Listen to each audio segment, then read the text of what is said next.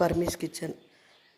கல்யாணத்துக்குலாம் மாங்காய் ஊறுக்க உடனே இது எப்படி போடுறதுன்னு பார்க்கலாம். பெரிய மாங்காய் எடுத்து கட் பண்ணி வச்சுருக்கேன் பொடிசா.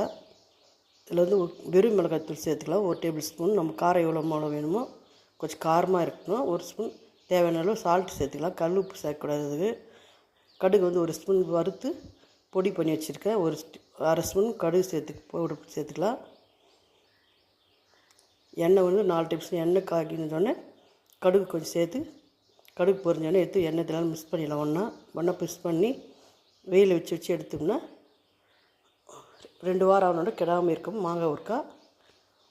நீங்கள் இது மாதிரி ட்ரை பண்ணி பாருங்கள். எப்படின்னு கமெண்ட் சொல்லுங்கள்.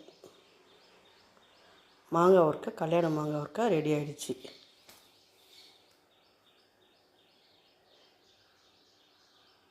கல்யாணத்துக்குலாம் இது மாதிரி மாங்காய் ஊறுக்காய் போடுவாங்க.